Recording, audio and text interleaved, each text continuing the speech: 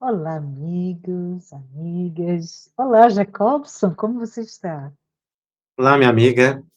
Muito bem, graças a Deus, agradecendo mais uma vez a oportunidade de estarmos juntos aqui, Pois nesse é, trabalho com você. pois é. E para todos que estão aqui conosco, sejam todos muito bem-vindos ao canal do Conselho Espírita Internacional, aqui no YouTube e em outros canais também, né? Que alegria, Jacobson, a gente poder encerrar esse primeiro tema, Ascendentes Espirituais do ciclo de estudos da mediunidade, e a gente está aqui hoje nesse episódio dedicado às suas perguntas, e o Jacobson vai poder expandir um pouquinho nas suas dúvidas, né, e dar suas respostas. E todas as respostas foram recebidas relacionado a esse primeiro tema, e assim que o nosso programa continua, receberemos mais perguntas para os próximos episódios, não é isso? Lembrando que o programa segue semanalmente, sempre às terças-feiras. E lembrando também que nos episódios passados sempre pedimos para enviar seus comentários, suas perguntas, usando o QR Code que estava na tela. Funciona, gente, recebemos tantas perguntas, que maravilha!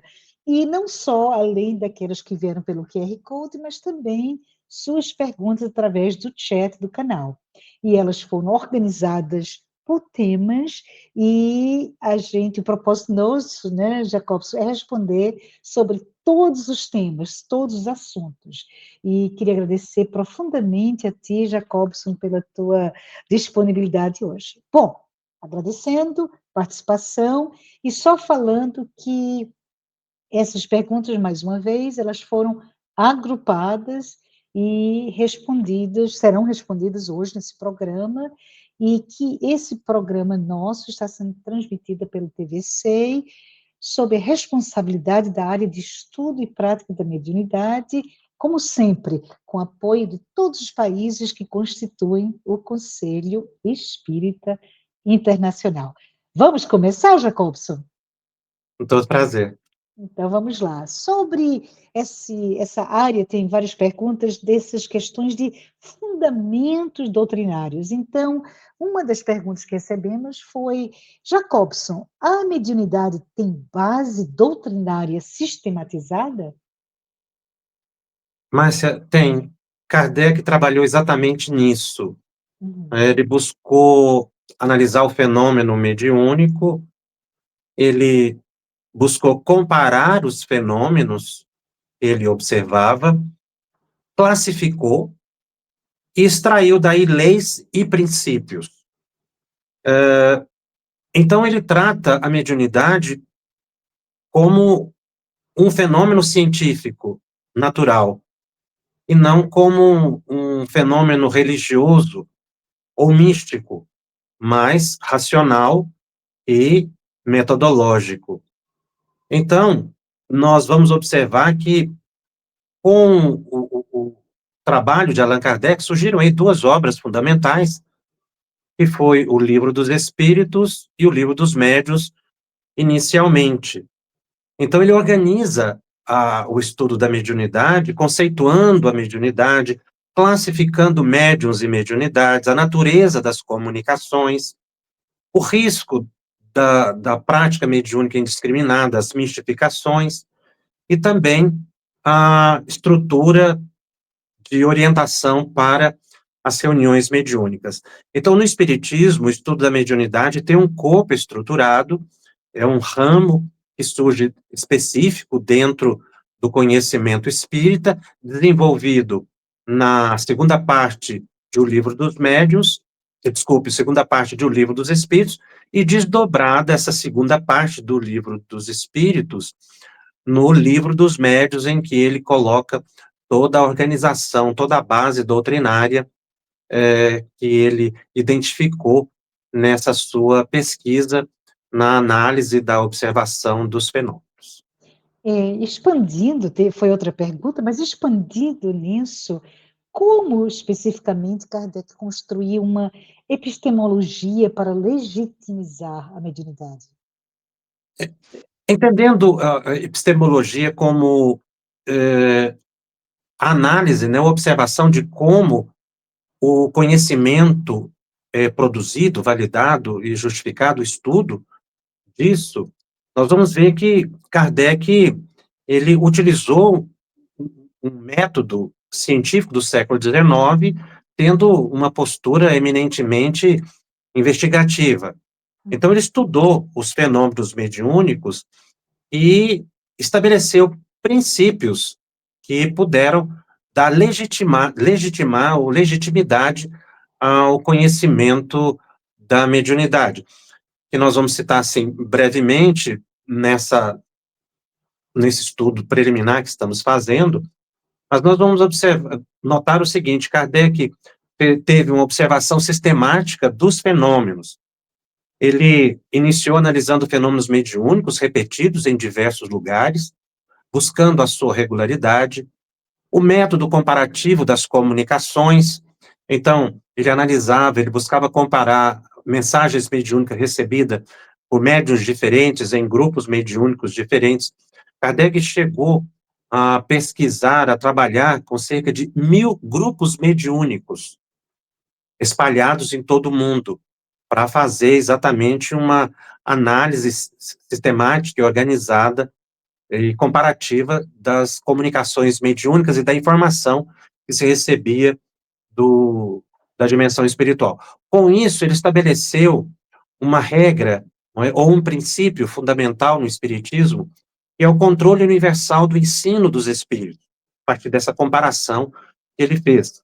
E ele considera como uma ideia válida aquela que expressa uma concordância em vários lugares com médiuns independentes que não tinham contato uns com os outros. Ele também estabeleceu como princípio epistemológico a crítica e filtragem das comunicações. Nem toda comunicação era aceita por Allan Kardec. Ele defendia um exame racional e moral dessas mensagens. E estabeleceu, então, a primazia da razão. Para ele, a mediunidade deveria ser aceita, não é? Somente quando não contraditasse a lógica ou os fatos observáveis. Então, com isso, ele teve como resultado epistemológico, podemos dizer assim, que a mediunidade não era uma mera superstição, podia ser objeto de investigação racional e apresentava leis e regularidades, né? Então, dessa organização toda surge o próprio espiritismo e a compreensão da mediunidade. Em linhas gerais, seria mais ou menos os elementos trabalhados na metodologia por Allan Kardec. Pois é, interessante, né? Um estudo, só repetindo as palavras, comparativo, com análise da concordância universal, mas principalmente essa crítica, né? Essa questão do pensamento crítico racional, que é tão importante. Eu acho que a gente poderia aprender com a Kardec nos dias de hoje, nos dias da inteligência artificial, né? Vamos olhar com cuidado, nem toda informação é legítima. Mas, continuando, Jacobson, a faculdade mediúnica é neutra? Essa é uma questão bastante analisada por Allan Kardec, porque realmente é uma faculdade neutra. Ele compara a faculdade mediúnica com os demais sentidos que nós temos, a audição, a visão, o tato, que são sentidos neutros, não são bons e nem maus. Então, a utilização que nós fazemos da mediunidade será boa ou má. Assim como a utilização que nós damos para as mãos. Nossas mãos são neutras, não são boas nem más. Representam um instrumento para o espírito. Agora, a utilização que nós demos para as mãos é que vai identificar ou qualificar o indivíduo, assim como o uso da mediunidade é que vai qualificar o médium. Então, a mediunidade realmente ele é um sentido neutro. E Kardec utiliza outras expressões para falar da faculdade mediúnica. Ele diz sentido espiritual ou sentido mediúnico, exatamente para fazer essa correlação com os demais sentidos que nós temos. É incrível, né? Porque você falou um pouquinho sobre isso já nos episódios passados, sobre o sentir, o sentido, e aí tem esse lado mais específico, o sentido, como a visão, o olfato, etc, etc. Maravilha. Mas mudando um pouquinho ainda nessa parte inicial de fundamentos, a pergunta é: qual a diferença entre intuição e inspiração? A intuição, ela é estudada por Allan Kardec como um fenômeno ostensivo quando ele analisa a psicografia. Ele fala de uma psicografia intuitiva, aquela em que o médium estaria psicografando de forma consciente, sabendo o que está escrevendo, apenas captando o pensamento de um espírito. Então, um fenômeno mais objetivo. Estudando mais detalhadamente a intuição, nós vamos observar que existem aspectos muito sutis da intuição. Por exemplo, é a ideia que te surge inesperadamente, ou por um agente exterior ou interior a você. Uhum. Então, por exemplo, numa madrugada, quando um benfeitor espiritual conversa com uma pessoa e dá uma boa orientação para que a pessoa siga durante o dia, quando a pessoa acorda, ela não se lembra muitas vezes desse contato espiritual. Não se lembra, às vezes, nem do sonho. Uhum.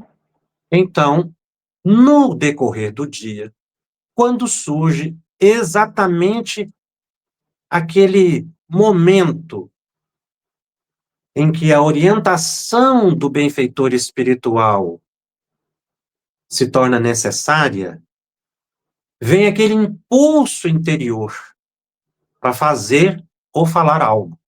Então já estava gravado no subconsciente da pessoa, e foi previamente condicionado, em benefício da pessoa. Ocorre também com as obsessões, viu? Processos hipnóticos na madrugada em que a pessoa começa a reproduzir comportamentos sem saber por que está fazendo, em função de um condicionamento estabelecido na madrugada. A importância de Então surge antes de aquilo, dormir, Jacobson. Isso é, é um tema fazer interessante, uma mas prece, né? isso. Exatamente. Então surge, aí a intuição se torna um evento interior, um fenômeno interior. Mas há também ideias que são sugeridas durante o dia que a pessoa não percebe a origem e que a pessoa faz ou fala algo, faz ou diz algo sem pensar. Então, de repente, a pessoa tem a vontade de virar para um lado da estrada e não a outra. Às vezes evita um acidente, um risco, por exemplo, né? Ou a pessoa, ela tem aquele pressentimento que vai encontrar alguém, encontra essa pessoa. Uhum. Então, é um evento externo de um espírito que, às vezes, te induz a fazer algo. André Luiz tem um exemplo muito simples, mas muito interessante nesse sentido. Quando, numa reunião mediúnica, o benfeitor espiritual intui o dirigente a fazer ou falar algo, de repente ele levanta, num impulso, sem perceber que levantou, por intuição do benfeitor espiritual. Aí Allan Kardec faz uma distinção com a inspiração, que seria mais sutil. Então a pessoa não percebe que veio a ideia, e ele compara com a inspiração dos artistas, né, em que a pessoa, ela de repente surge aquele desejo de fazer algo e faz. Mozart, por exemplo, era um inspirado. Perguntaram a ele certa vez como é que ele compunha suas sinfonias. E ele disse que não sabia. Ele caminhava por um parque, por entre as flores, num jardim, e de repente a música lhe surgia por inteiro. Ele somente sentava no piano e escrevia. O mesmo fenômeno era observado por Beethoven, que também dizia que não sabia a origem das melodias, elas simplesmente surgiam na sua mente. Então, é uma inspiração. Então, a inspiração, ela é o mesmo fenômeno de captação psíquica, só que muito mais sutil, menos perceptível do que a intuição. E aí eu acrescentaria o terceiro elemento, Hum, apenas para diferenciar, que é a mediunidade mental, que não tem nada a ver com intuição e inspiração. É um terceiro fenômeno possível pela mente humana. Aí é o diálogo que a pessoa tem com o espírito, consciente ou inconscientemente. muito bom. Intuição, inspiração e esse A diálogo. mediunidade mental. É a mediunidade mental que você falou bastante. Né? Mas uma outra pergunta que é interessante para mim, porque o nosso ouvinte falou: minha psique é o mesmo que a mente? Não, a psique não é o mesmo que a mente. Nós temos uma definição, podemos dizer assim, na psicologia, não é? Que seria a origem dos pensamentos, das emoções, da memória, onde estariam esses elementos, né, da natureza humana. No espiritismo, a psique seria a alma da pessoa, onde estariam, obviamente, os pensamentos, emoções, memória, imaginação, desejo, impulsos, a consciência ou a inconsciência.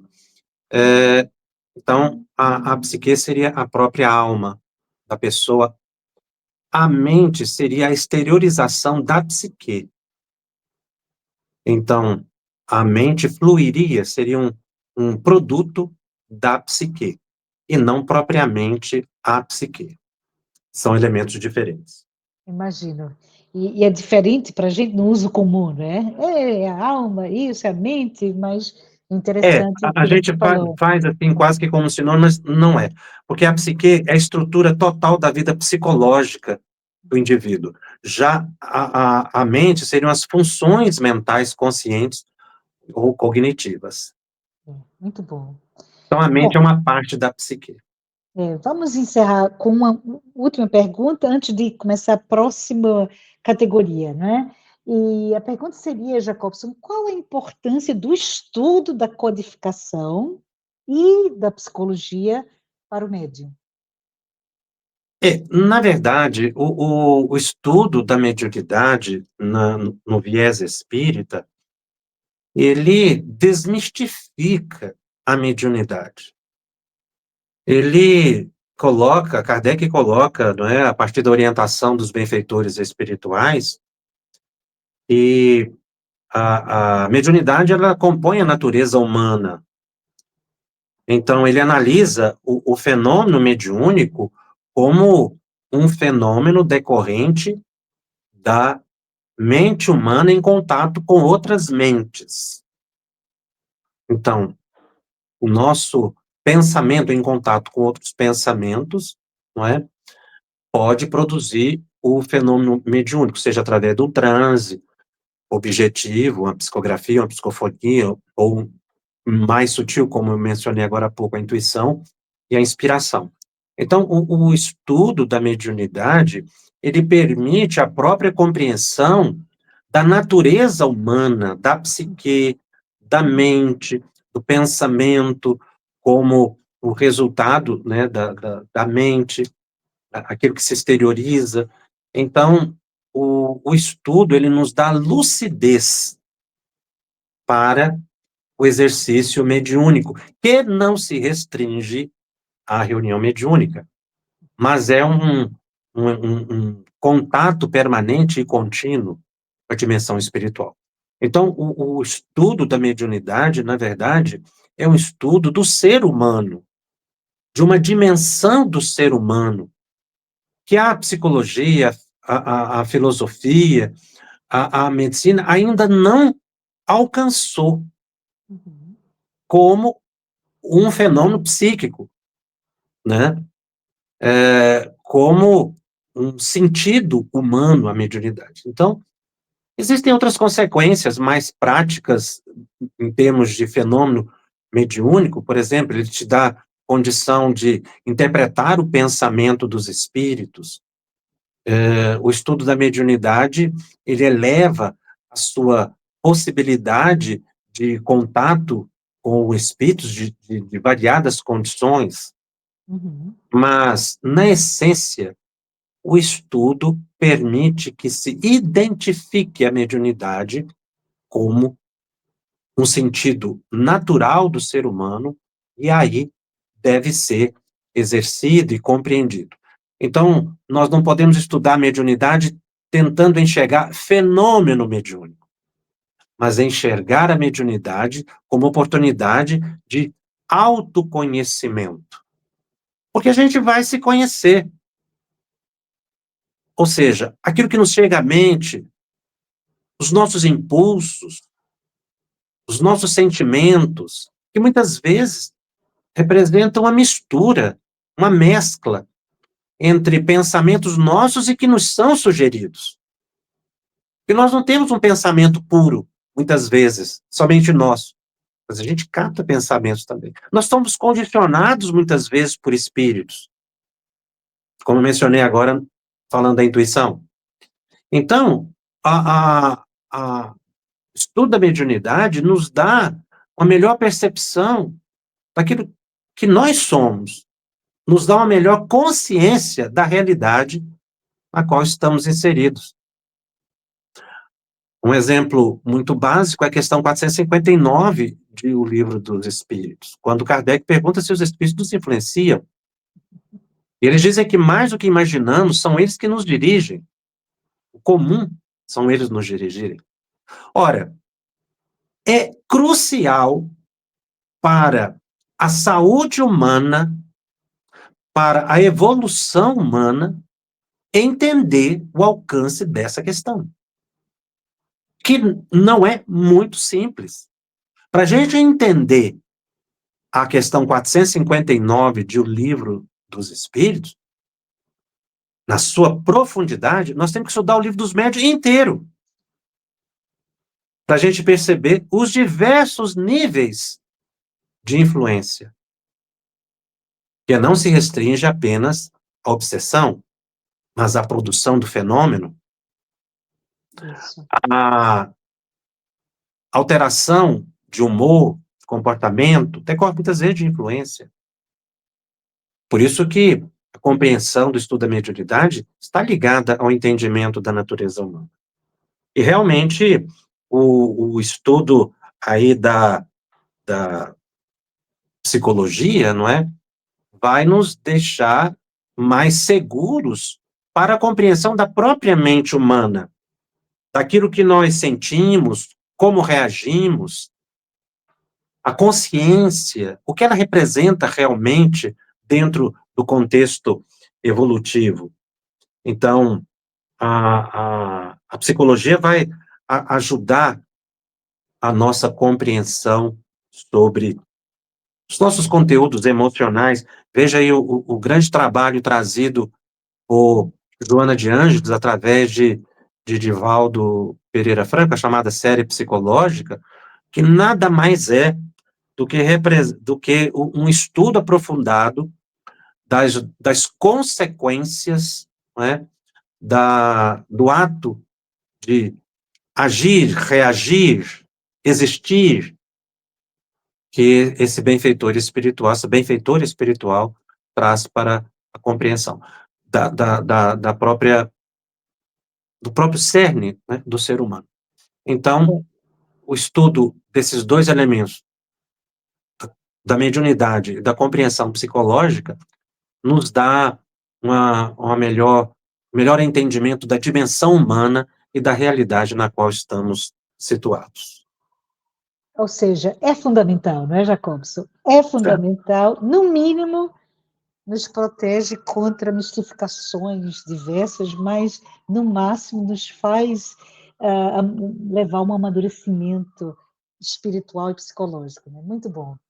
Bom, vamos agora para uma série seguinte de perguntas, Jacobson, que seria mais na questão do planejamento espiritual e até a preparação pré-reencarnatória, né? E a minha primeira pergunta para ti seria: todos os médiuns ostensivos passam por preparação espiritual antes de encarnar? Essa é a compreensão que a gente tem quando estuda o livro Os Mensageiros do Uhum, Espírito André Luiz através da psicografia de Chico Xavier. Kardec já havia notado que existe a faculdade mediúnica, mas ele não chegou a identificar, os espíritos não disseram a ele a origem, por que que alguns têm e outros não.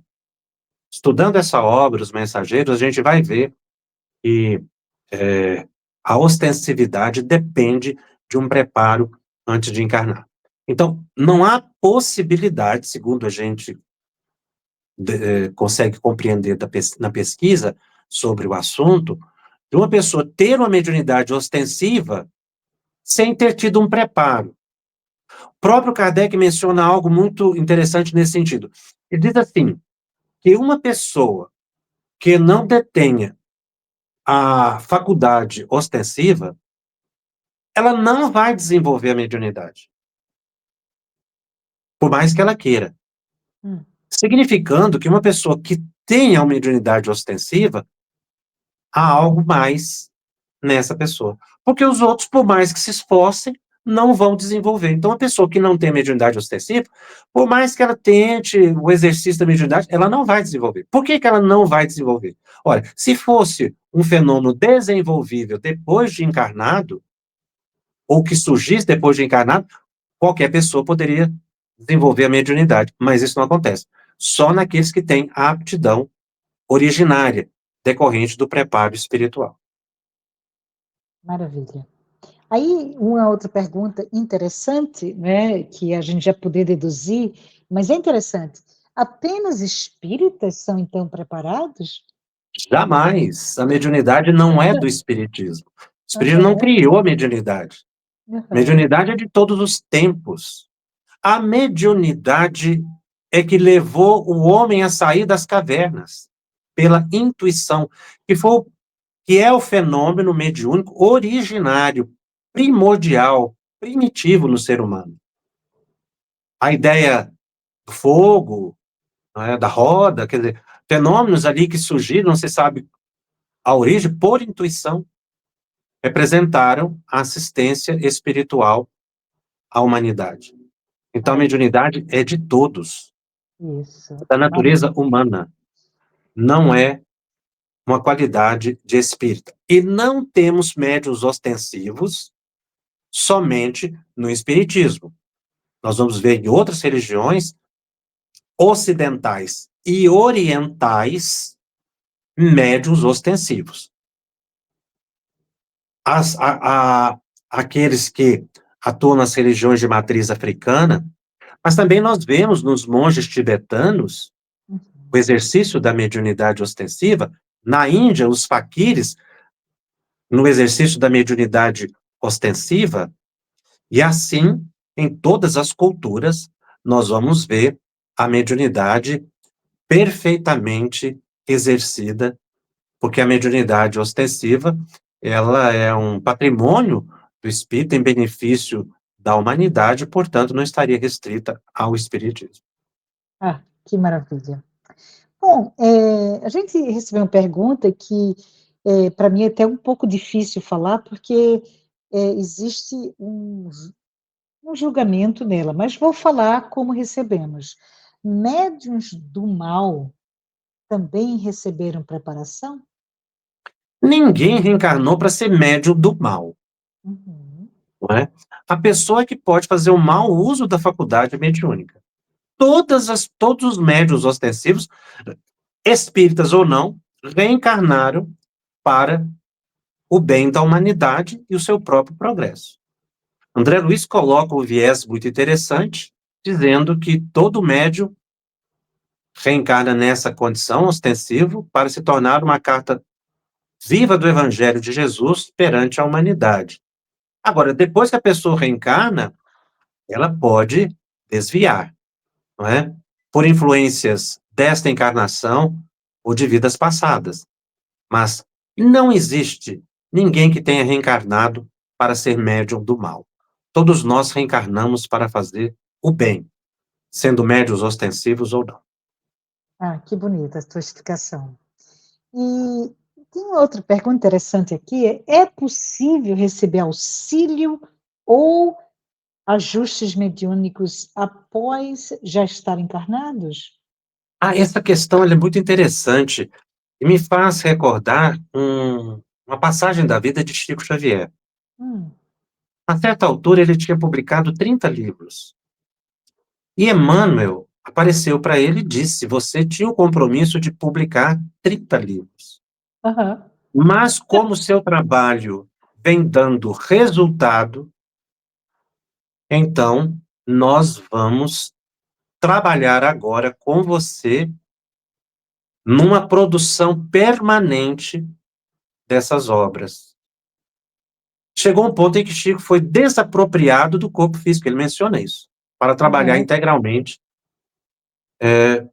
junto aos elevados benfeitores espirituais. Então, existe sim ajustes positivos nesse sentido, mas também outros tipos de ajuste, como a suspensão da mediunidade, tratado por Kardec no Livro dos Médiuns, num capítulo chamado Perda e Suspensão da Mediunidade, em que ele mostra que quando o médium necessita de orientações, quando o médium vem se distanciando dos compromissos espirituais mais elevados, ele pode ter uma suspensão temporária ou permanente da mediunidade. O que é isso? São ajustes, uhum. né? São alterações numa programação, tanto positiva quanto de forma, não vou dizer negativa, mas em benefício do próprio indivíduo para que ele não se perturbe mais. Muito bom. Tem agora uma pergunta que eu acho que todo mundo já se fez depois de ler algumas obras de André Luiz, né? Então é aqui. Se a mediunidade faz parte do planejamento reencarnatório, por que muitos não a aceitam? Porque nós temos o livre-arbítrio. Depois Aham, de encarnados, nós temos um chamado livre-arbítrio condicionado. Aliás, essa expressão é de Ernesto Bozano. Um livre-arbítrio condicionado. Porque nós temos uma liberdade, mas que ela está condicionada ao planejamento reencarnatório uhum, e também ao respeito à liberdade das outras pessoas. Então, a gente reencarna com um plano. Planejamento não é uma obrigatoriedade, nós não temos um destino que nos impõe, mas a gente idealizou, desejou, pediu e foi aceito, e foi nos dada a oportunidade da encarnação como médios ostensivos. Agora, chega aqui, então, basta um leve esforço para a gente perceber o compromisso que tem, porque a mediunidade surge espontaneamente na pessoa, como uhum. ostensiva. Quando ela surge, mostra o compromisso. Agora, eu posso aceitar ou não. Ninguém é obrigado a trabalhar na mediunidade. Mas devemos lembrar o seguinte: toda energia estagnada gera enfermidade. Então, a pessoa pode optar ou não para trabalhar a mediunidade, mas ela tem que saber que, na medida em que ela não exercita a mediunidade, ela pode criar um distúrbio psíquico e orgânico muito sério. Mas isso não é uma imposição. Claro que aí a pessoa tem que buscar fazer o bem, manter um controle mental, um equilíbrio muito grande para evitar uma perturbação. Mas Isso. simplesmente o abandono do compromisso pode gerar graves desequilíbrios. Mas, como eu disse, o Espiritismo não te obriga a nada. O Espiritismo orienta. Cabe a pessoa abraçar com amor a tarefa para a qual foi preparado antes de encarnar. Muito bom, muito interessante. Tem uma pergunta que eu já escutei várias pessoas, isso faz tempo que eu já escutei essa pergunta, por causa de evidência ou observações, né? E a pergunta é: a mediunidade é hereditária? Não há nenhuma comprovação disso, porque a mediunidade, como nós vimos, ela depende de um preparo Uhum, que a pessoa teve na vida espiritual. Então, a pessoa já reencarna médium ostensivo.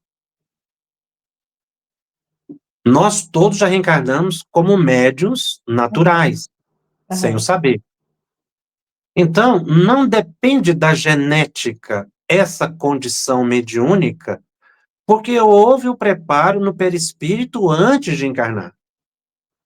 Então, não foi um ajuste genético, o trabalho dos geneticistas espirituais, mas dos técnicos ligados à mente, não é? Para ampliar as percepções da alma quando encarnado. Então, não é nenhuma comprovação e nem informação doutrinária de que a mediunidade seria genética ou hereditária. Muito bom. Como a gente fez essas perguntas, estão, eu penso, referenciando o livro Os Mensageiros, né? A pergunta que recebemos aqui foi: todo médio ostensivo é um mensageiro? Ele reencarnou para ser mensageiro. Aham, Agora, se ele vai se tornar um mensageiro, aí é uma responsabilidade individual. é, O problema é que, que muitos médiuns, ao invés de se aham, tornarem mensageiros, ou seja, cartas vivas do Evangelho de Jesus, porque a mensagem é o Cristo, mas a mensagem vivida e não psicografada. Por quê? O valor de uma obra de Chico, de Divaldo, de Ivone, está não propriamente pelo conteúdo do que trouxeram, mas pela capacidade que eles tiveram de viver aquilo que eles trouxeram. Então, não foi uma teorização, foi o resultado de uma vivência. Então, eles foram mensageiros, porque eles trouxeram a mensagem do Cristo, na própria vivência, no cotidiano.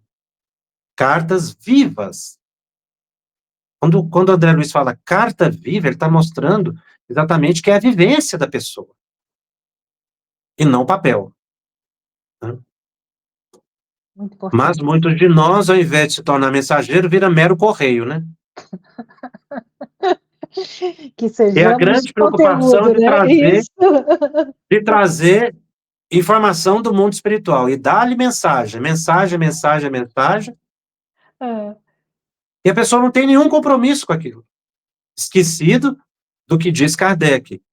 Todo médium, numa mensagem, escreve a própria condenação. Ou seja, ele está vinculado àquilo que ele está escrevendo. Sempre o bem, sempre a mensagem boa. Mas a gente precisa realmente se tornar um mensageiro, aquele que traz a mensagem do Cristo vivido, e não um correio, daquele que só se preocupa com o fenômeno. é. E é uma mensagem atrás da outra. Essa visão fenomênica é uma visão menor da prática mediúnica, porque a elevada é trazer a grande mensagem do Cristo. É. A gente poderia dar muitos exemplos disso, mas por causa do tempo vamos continuar encerrando esse segundo grupo de perguntas com essa aqui, em que recebemos a pergunta: a preparação espírita é exclusiva para atuação em casa espírita? Essa pergunta é muito interessante porque ela expressa exatamente a visão comum, reducionista do que representa a mediunidade na vida da pessoa.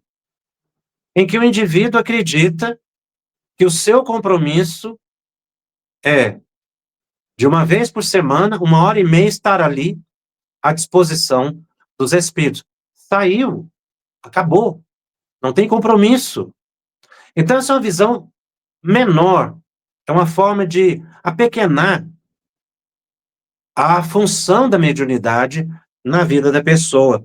Então, a preparação espiritual que a pessoa tem é para a vida, e não para uma reunião de 1 hora e meia na semana, que muita gente, como eu disse, pensa que é. É, Mas o exercício mediúnico, ele é constante, ele é permanente. O nosso contato psíquico com a dimensão espiritual ela é intensa. Na medida em que a gente pensa, nós estamos captando as correntes mentais que perpassam pelo ambiente. Daí a questão da frequência psíquica, verdadeiras ondas hertzianas. Uhum. Então, nós temos que verificar que mediunidade é vida e não fenômeno. Ah, maravilhoso. Bom, vamos agora para um terceiro tópico, grupo de perguntas nesse tópico, que seria mais sobre a questão do desenvolvimento e formação mediúnica. Então, Jacobson, essa pergunta que recebemos, pode haver reunião mediúnica apenas para desenvolvimento? Sim, e Allan Kardec sugere isso, inclusive, dizendo que Hum, favorece o desenvolvimento da mediunidade. Ele coloca isso no item 207 de O Livro dos Médiuns, no capítulo 17 da segunda parte. Ele fala detalhadamente da formação do médium e de uma reunião para desenvolvimento da mediunidade. muito bom. Uma outra nesse mesmo agrupamento seria a pergunta se um médium com dificuldades cognitivas ou mesmo emocionais deveria permanecer no grupo. Olha, vamos pensar no nosso cérebro como um instrumento de manifestação do espírito. Então, nós temos, por comparação, um piano. Se o piano estiver desafinado, pode surgir o maior pianista, um expert. A música não sairá perfeita, Uhum, porque o instrumento não dará condições para ele. Então, estando o nosso cérebro fisiologicamente, anatomicamente, ou cognitivamente, ou com emoção que te obnubila as percepções, né, turva sua capacidade de compreensão da própria realidade em função de distúrbios emocionais graves, não é? É preferível que a pessoa seja poupada do exercício da mediunidade em benefício da saúde da pessoa. uhum, Não é uma proibição, mas porque realmente haverá um impedimento. Veja que mesmo o médium saudável, os espíritos para se comunicar, que a gente fala muito da nossa dificuldade de captação do pensamento do espírito. Mas uhum, nós temos que pensar do lado de lá. Quantas dificuldades o espírito deve superar para transmitir uma mensagem? A nossa fisiologia, o nosso cérebro, que é um filtro que impede a captação mais ampliada das percepções espirituais, as nossas crenças, o nosso conhecimento, aquilo que a gente cultua em termos de valores morais, espirituais, quer dizer, nós oferecemos barreiras mil aos espíritos, porque eles também estudam como transmitir as mensagens. Não é só a gente que estuda como captar as mensagens, porque eles também têm essa dificuldade. E uhum, a gente vê que isso é muito claro, porque as mensagens dependem de uma série de fatores. E essa superação muitas vezes não é possível. Se a pessoa tem ainda um comprometimento fisiológico, neurofisiológico, ou emocional, né, então essa captação mediúnica fica ainda muito mais comprometida. sim.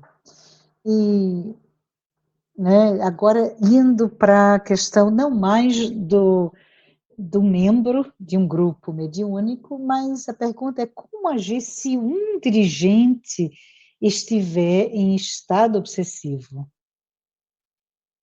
Olha, se o, o, o, o motorista de um ônibus, de uma embarcação, um piloto, estiver perturbado, aí o acidente é certo, Uhum, porque ele não terá condições de dirigir aquele grupo. E há um caso grave nesse sentido aí, que é a fascinação, em que a pessoa não aceita que está obsidiada. Então, quando a pessoa está nesse estado, ele não tem condições de dirigir o grupo mediúnico. O grupo deve orar, buscar auxiliá-lo, ser franco, conversar com ele, não é? E muitas vezes esse grupo precisa suspender as atividades até que haja um reequilíbrio de todo o grupo. Porque a obsessão de uma pessoa Uhum. num grupo mediúnico Sim. visa atingir o grupo inteiro, não é só a pessoa. Então, não é um fato isolado a obsessão de um membro do grupo. Porque seria muito fácil afastar essa pessoa e achar que estaria tudo resolvido. Mas o assédio, a agressão aí, é ao grupo. Então, o grupo deve se movimentar para superar esse problema. Essa pessoa, nesse estado, não tem condições de dirigir o grupo mediúnico. Deve ser esclarecido nesse sentido e o grupo tomar um posicionamento a fim de todo ele, não é, não estar envolvido num processo de perturbação que visa, na verdade, levar o grupo a uma obsessão ou até mesmo desfazer aquele grupo que muitas vezes seria promissor. Que dói, né, para muita gente que passa anos e anos e anos e anos se preparando, mas bom, é o melhor tipo de, não só de conselho, mas de direcionamento. Mas antes de terminar nessa parte, queria te perguntar, alguém perguntou especificamente, Jacobson, a corrente magnética substitui o médium dialogador? Quem conhece corrente magnética sabe que não há diálogo com os espíritos. Uhum, Simplesmente um espírito, ou ele se aproxima daquele grupo de médiuns ali reunido e sofre o que eles dizem de um choque sim. e perde a consciência, e aí seria levado, ou então ele incorporaria num médium e passaria de médium em médium 50 vezes Uhum, para cair desmaiado depois de ser recolhido. é. Então, essa prática mediúnica, com todo respeito àqueles que possam pensar o contrário, contraria os princípios espíritas, porque Kardec preconiza o diálogo. Veja o livro Céu e Inferno. Veja o que ele coloca no livro dos médiuns, como estrutura de reunião mediúnica. Então, a corrente ela não substitui o diálogo. Por quê? A função da manifestação mediúnica é o que muita gente não consegue entender. É o aprendizado do grupo mediúnico. O grupo mediúnico existe para ser instrutivo, é a expressão de Kardec. Ou seja, vendo a manifestação dos espíritos, a dor, a tristeza, o arrependimento, isso tem que calar fundo em nós, mudando o nosso jeito de entender a vida, porque nós estamos vendo o futuro. Ninguém poderia sair de uma reunião mediúnica como entrou. Uhum, Nós temos que ter uma reflexão isso. após ver a manifestação dos espíritos, porque não é uma coisa simples, é muito complexo. Então, o diálogo, ele representaria aquele momento do esclarecimento do desencarnado, mas do aprendizado do próprio grupo. E na corrente magnética isso não acontece, porque não há diálogo. Simplesmente há uma imposição fenomênica nessa Uhum, compreensão daqueles que admitem essa realidade. Mas na visão espírita, a função da reunião mediúnica é completamente diferente de simplesmente afastar espíritos, que é uma cultura que se tem que precisa modificar. Porque a uhum. gente coloca na mão dos espíritos a responsabilidade de todos os nossos problemas. Então a gente tem que expulsar o espírito, porque a gente estaria então tirando o culpado da nossa vida, quando a gente sabe que não é assim. É. É meio herança, ó, quase atávica, né, dos nossos dias de catolicismo, talvez, em que essa ideia Existe de aí expulsão. embutida aquela Isso. ideia Ah, de uma perseguição sim. exterior. Ah, Quando eu me recordo de um fato da vida de Chico Xavier, que ah, eu entendo como emblemático no estudo da obsessão, que é a base, né, dessa questão da corrente magnética, da reunião mediúnica. Obsessão. Uma senhora que chega para ele está na rua conversando com amigos, e ela diz exatamente assim: Chico, tem um espírito ligado em mim, Chico. Tira ele, Chico. É a ideia do tirar o espírito, né? Aham. E o Chico Xavier vira para ela e diz assim: tirar para quê, minha filha? Vamos evangelizar ele e nós todos juntos. Ai, que Com lindo. essa simples resposta, ele abre todo um campo novo de investigação sobre as causas da obsessão e dos processos desobsessivos. Tirar para quê? Vamos evangelizar ele e nós. Essa é a verdadeira essência da desobsessão, e não o afastamento de influências. E, curiosamente, quando a pessoa se evangeliza, Uhum. ele e o espírito, eles não se afastam, eles se reaproximam, porque o perdão aproxima as pessoas e não afasta as pessoas. Que maravilha. Então, a visão de obsessão precisa ser revista como essa questão de alguém que está perseguindo o outro. Não é assim. Há uma responsabilidade bilateral. É por isso que a reunião mediúnica, na visão de Kardec, ela é instrutiva e não promotora de afastamento de espíritos, que é uma visão menor, Isso. muito mais materialista da questão da obsessão e da desobsessão. Se aquela senhora chegasse para mim, a primeira ideia que a gente tem, né? Não, me dá seu nome aqui, seu endereço, eu vou rezar. Ó, quarta-feira a Ah, senhora vai lá no centro, nós vamos arrancar esse espírito da senhora. Não é isso. isso. Ah, A visão é transcendente, é de reaproximação e não de afastamento. Mas nós vamos ter um programa, alguns programas falando sobre obsessão, que a gente vai estudar isso aí com mais calma. maravilha, maravilha. Bom, já estou olhando o tempo, vamos continuando na próxima categoria de perguntas, que seria mais sobre discernimento entre mediunidade, animismo e sensibilidade. Então, a pergunta é, Jacobson, como eu posso diferenciar o meu pensamento próprio da influência espiritual? Segundo o espírito André Luiz, nós precisamos conhecer a nós mesmos. As nossas tendências, os nossos desejos, os nossos anseios, como a gente reage diante das variadas situações da vida. Quando a gente se conhece, tudo que é diferente, muito provavelmente vem de uma mente, não é, que está se comunicando com a nossa mente, um agente exterior. Uhum. Então a gente parte da observação interna. Então, de repente, a pessoa sente o desejo, não é, de utilizar a bebida alcoólica, mas a pessoa não bebe, nunca bebeu. Da Uhum. onde vem isso? Esse impulso não é da pessoa. Isso foi uma sugestão que ela captou.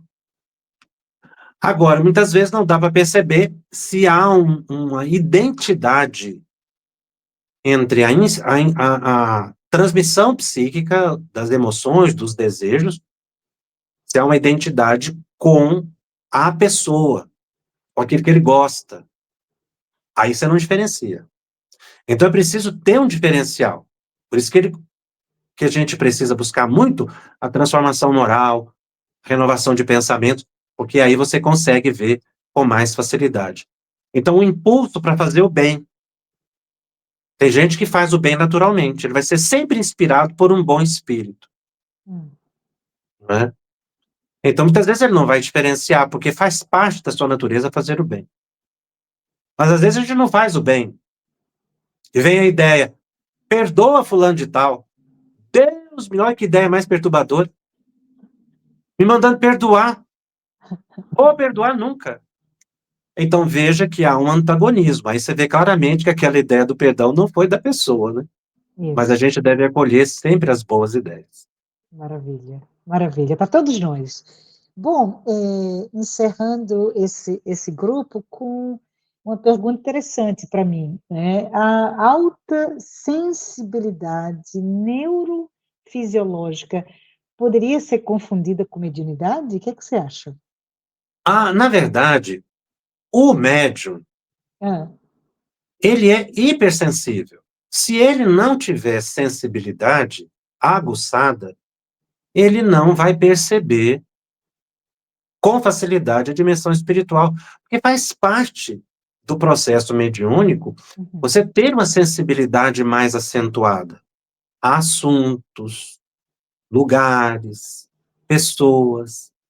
Então aí você vai ter a mesma sensibilidade à presença de desencarnados, Uhum. não é? Agora, existem pessoas que não têm essa mediunidade ostensiva e também são hipersensíveis. Então você vai verificar que ela não tem nenhum fenômeno ostensivo. Aquilo decorre da sua própria natureza, que, em linhas gerais, em tendo uma sensibilidade mais aguçada, é óbvio que ela fica mais suscetível a influências espirituais, mas não seria necessariamente um médium ostensivo. Então, podemos dizer que essa hipersensibilidade faz parte do, do processo, não é, de percepção mediúnica da Uhum. pessoa, variando de pessoa para pessoa. Mas nem toda pessoa que teria uma sensibilidade mais acentuada seria um médium ostensivo. É, muito bom. Eu acho que a gente só tem tempo para mais duas. Vamos passar agora para duas perguntas, acho que são rápidas, sobre a saúde física, medicamentos e como eles interferem na mediunidade. A primeira pergunta que eu queria te perguntar agora, Jacobson, é se medicamentos psiquiátricos bloqueiam a mediunidade. Falando assim genericamente, não Hum. é? Nós precisamos, na verdade, ter uma apreciação mais individualizada, mais específica, porque genericamente você não pode definir como uma resposta. Então, existem pessoas que tomam medicamento psiquiátrico em benefício da pessoa Uhum. e têm certas reações, consequências, efeitos daquele medicamento que impede que o cérebro tenha um funcionamento ou uma cognição ou uma função mais, digamos assim, de relação. Então, o medicamento tem um efeito tal que a pessoa fica um tanto quanto focada, né, nas consequências daquele medicamento, com efeitos colaterais muito sensíveis, e aí a pessoa ela não vai ter uma capacidade de captação mediúnica muito clara. Então, existem alguns medicamentos psiquiátricos que são muito inibidores da Uhum. cognição, da emoção, e que a pessoa não vai conseguir atuar mediunicamente. Já tem outras pessoas que tomam, às vezes, o mesmo medicamento, Hum. mas tem a cognição preservada, a saúde mental equilibra, não tem efeitos prejudiciais à sua emoção, aos seus reflexos. Então, ela pode frequentar a reunião mediúnica perfeitamente.